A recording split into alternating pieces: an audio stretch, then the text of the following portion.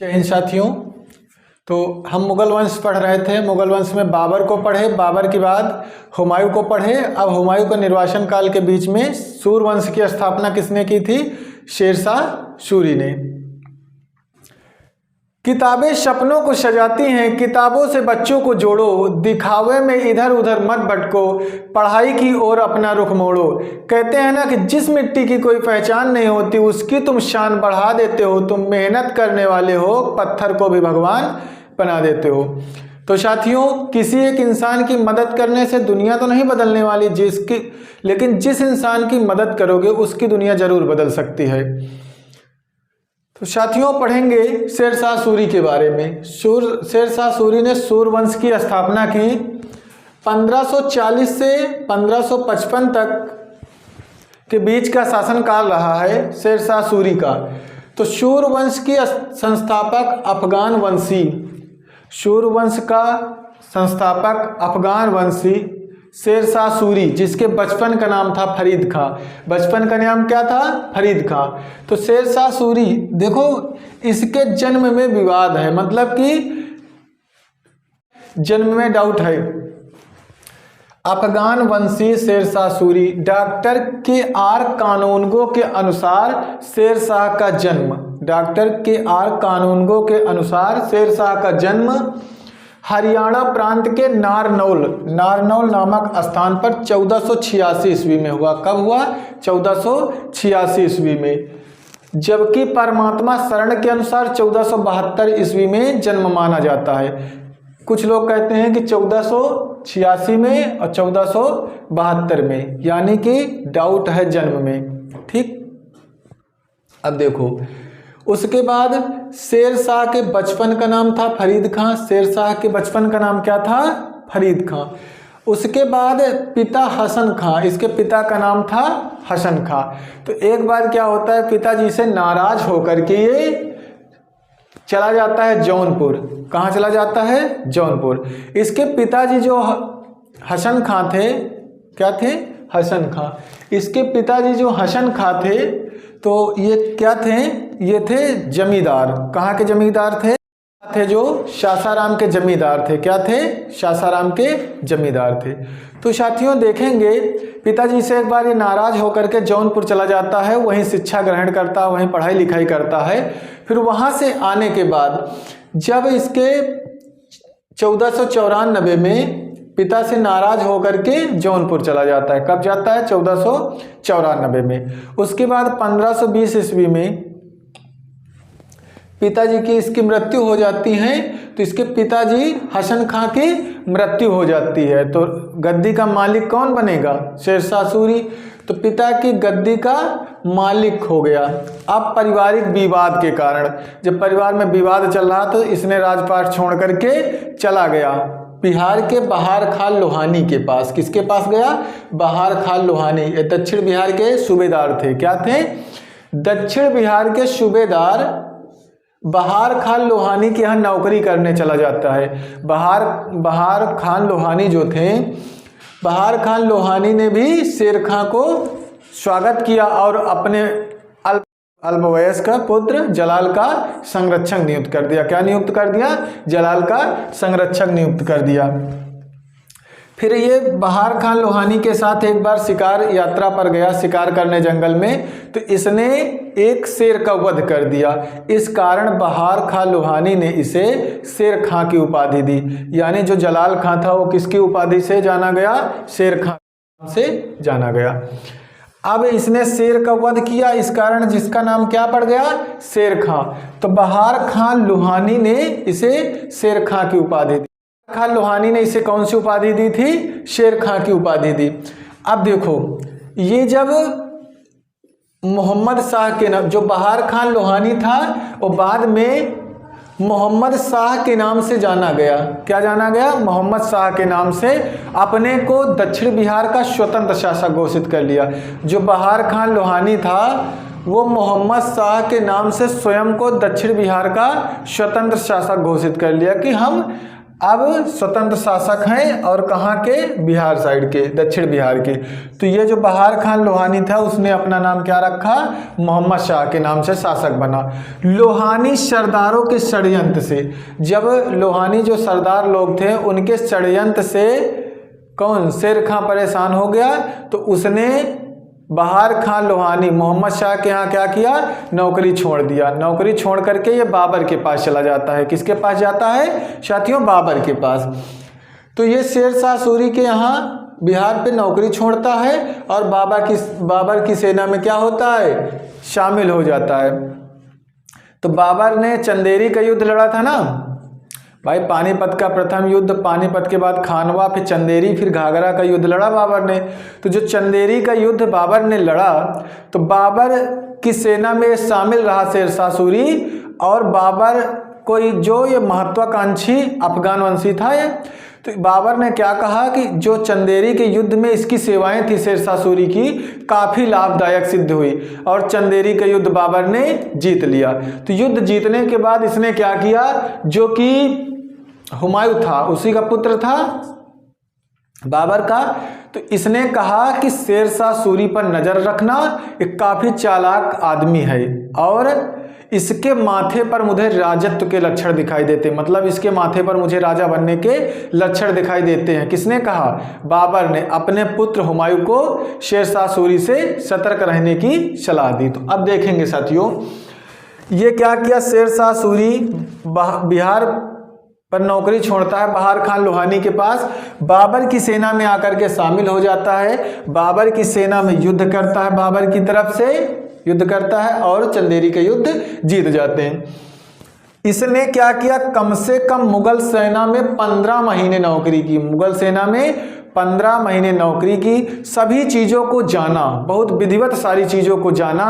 उसने कहा यदि ईश्वर ने मेरी सहायता की, यदि ईश्वर ने मेरी सहायता की और भाग्य ने मेरा साथ दिया, तो मैं मुगलों को भारत से आसानी से निकाल दूंगा, यानी मुगल को भारत से खदेड़ दूंगा, क्योंकि बलशाली राजा था और बुद्धिमान भी था। तो देखिए, उसके बाद जब यह बाबर ने चंदेरी का युद्ध किया, तो शेर शाह की सेवाएं बाबर के लिए काफ़ी लाभदायक सिद्ध हुई। तो इस महत्वाकांक्षी अफगान पर संदेह हुआ, इसने हुमायूं को शेर शाह सूरी से सतर्क रहने की सलाह दी। और इसने क्या किया कि जब इसको लगा कि मेरा निर्वाह या मेरा काम मतलब मुगल के साथ नहीं चलेगा, तो इसने क्या किया, बाबर के यहाँ नौकरी छोड़ करके फिर कहाँ आ गया, मोहम्मद शाह, जिसे बहार खान लोहानी के नाम से जानते हैं, उसी के यहाँ आया और सुल्तान ने भी स्वागत किया, क्योंकि ये अच्छा सेनापति के रूप में रहा। तो इसका स्वागत किया और अपने पुत्र जो जलाल था, उसी का पुत्र था बहार खान लोहानी को, उसका संरक्षण नियुक्त कर दिया शेर शाह सूरी को। किसने, बहार खान लोहानी ने। और इसके बाद जब बहार खान लोहानी की मृत्यु हो जाती है, तो इसकी जो विधवा पत्नी होती है दूदू बेगम, उसी से शेर शाह सूरी विवाह कर लेता और वहाँ का प्रधान शासक बन जाता। तो लगा कि बाबर के यहाँ मुगल के साथ, यानी कि बाबर के साथ उसका निर्वाह नहीं होगा, तो उसने बाबर के यहाँ नौकरी छोड़ दी, बाबर के यहाँ नौकरी छोड़ दी। जब बाबर के यहाँ नौकरी छोड़ दी, तो ये कहाँ आ जाता है, बहार खान लोहानी मोहम्मद शाह के पास आता है। और मोहम्मद शाह बहार खान लोहानी जो हैं, उन्होंने भी सुल्तान का स्वागत करते हैं शेर शाह सूरी का, और अपने अल्पवयस्क पुत्र का संरक्षण नियुक्त कर देते हैं। और उसके बाद जब बहार खान लोहानी की मृत्यु हो जाती है, तो उन्हीं की विधवा पत्नी दूदू बेगम से विवाह करके वहाँ दक्षिण बिहार का प्रधान शासक बन जाता है। तो अब देखिए साथियों, 1528 ईस्वी में सुल्तान मोहम्मद शाह, जिसे हम बहार खान लोहानी के नाम से जानते हैं, उनकी मृत्यु हो गई। तो उनका उत्तराधिकारी जलाल खां जो था, वो नाबालिग था। तो जलाल का संरक्षक तो कौन था, शेर शाह सूरी। तो शेर शाह सूरी ने क्या किया, जो बहार खान लोहानी की विधवा पत्नी थी दूदू बेगम से विवाह कर लिया और वहाँ का प्रधान शासक बन गया। तो जलाल खां जो था, उसने देखा कि अब इसका निर्वाह नहीं होगा क्योंकि उसकी माँ से वो शादी कर लिया था शेरशाह सूरी ने, तो वो वहाँ चला जाता है, भाग जाता है। अब देखो, मोहम्मद शाह की विधवा पत्नी दूदू बेगम से विवाह कर लेता है और खुद प्रधान शासक बन जाता है। उसके बाद क्या करता है, जलाल खां बाद में कुछ अफगान सरदारों के साथ बिहार से कहाँ चला जाता है, बंगाल भाग जाता है। ठीक, बंगाल भाग जाता। अब सर्वे सर्वा कौन हो गया, शेरशाह सूरी। तो शेरशाह सूरी अब स्वतंत्र शासक बन जाता है वहाँ का। जब स्वतंत्र शासक बन जाता है तो 1529 में बंगाल के नुसरत शाह को पराजित किया। बंगाल के नुसरत शाह थे शासक, उनको पराजित किया किसने, शेरशाह सूरी ने बंगाल के नुसरत शाह को पराजित किया और हजरत ए आला की उपाधि धारण की। अब पूछा जाएगा किसको पराजित करके, तो बंगाल के शासक नुसरत शाह को पराजित करके शेरशाह सूरी ने हजरत ए आला की उपाधि धारण की। अब देखिए साथियों आगे, 1530 ईस्वी में चुनार के किले की जो लाड मल्लिका थी, ताज खां की विधवा पत्नी थी, कौन थी, लाड मल्लिका, उनसे विवाह कर लिया। 1530 ईस्वी में चुनार के किले की जो ताज खां थे, इनकी पत्नी थी, कौन थी, मल्लिका, यानी लाड मल्लिका से विवाह कर लिया और उसको चुनार को भी अपने साम्राज्य में मिला लिया। तो वहाँ पर चुनार के किले पर अधिकार कर लिया।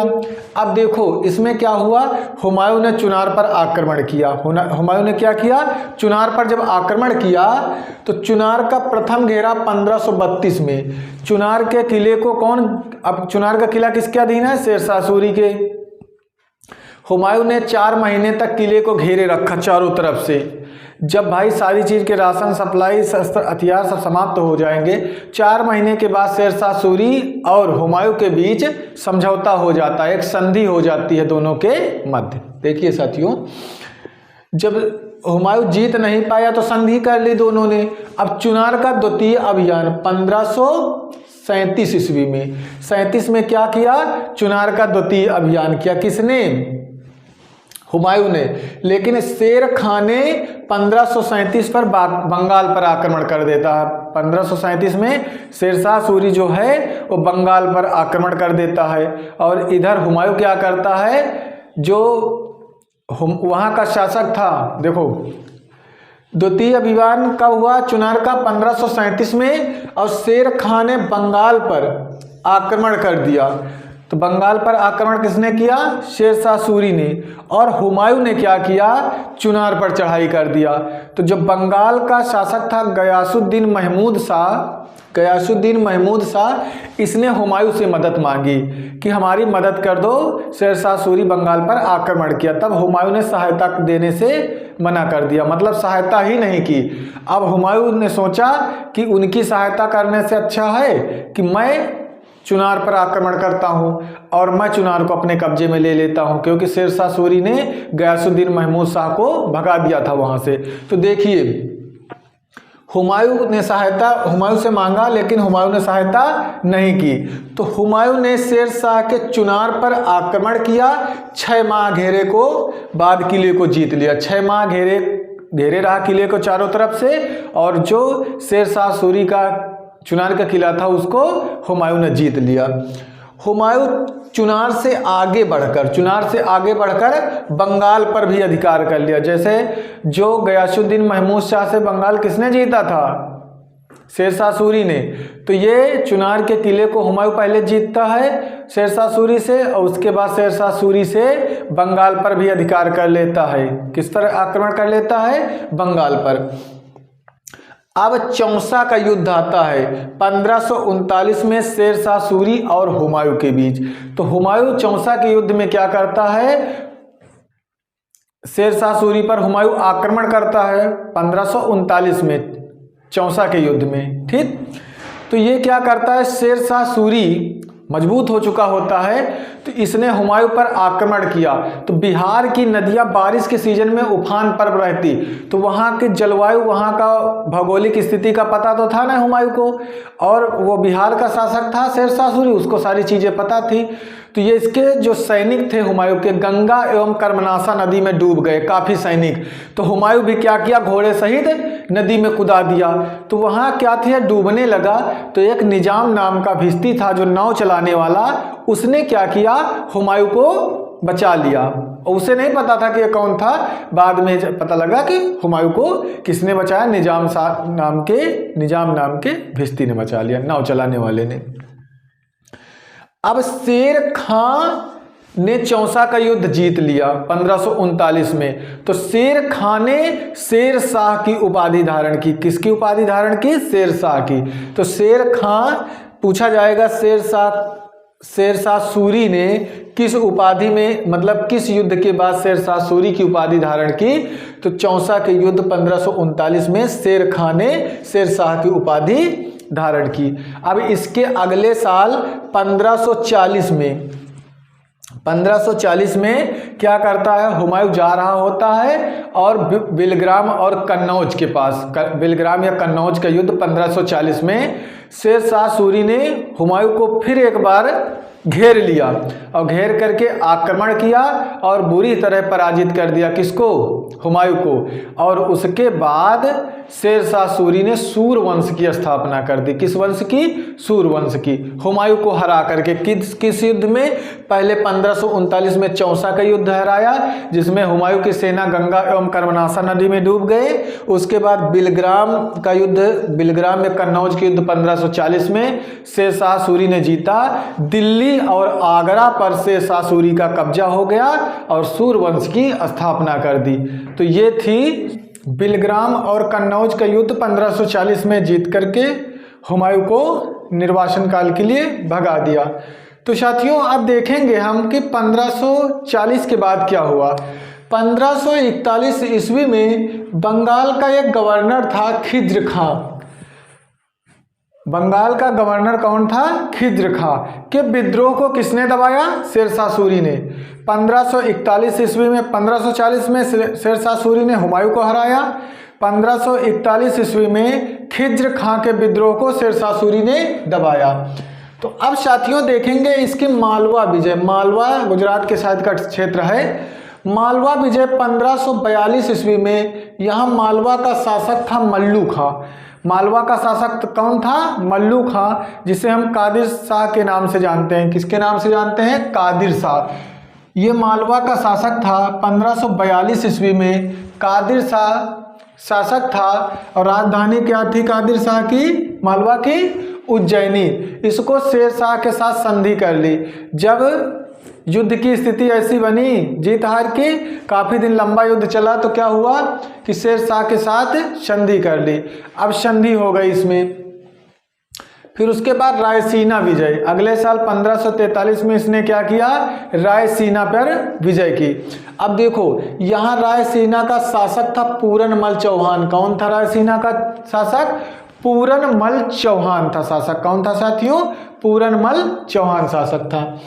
अब शेर शाह सूरी ने जो यहाँ रायसीना दुर्ग को चालाकी एवं धोखे से विजित किया, मतलब जो जीता तो चालाकी और धोखे से शासक को, वहाँ के शासक को धोखा दे करके विजित कर लिया, मतलब जीत लिया। ये इसके जीवन का कलंक था। रायसीना विजय जो थी चालाकी से विजित किया, लेकिन यह इसके जीवन का कलंक था। अब देखो इसने, ये कलंक था मारवाड़ विजय। अगला कौन है, मारवाड़, मारवाड़ क्षेत्र पड़ता है वहाँ विजय। मारवाड़ का शासक था मालदेव। यहाँ यह राजपूत राजा था।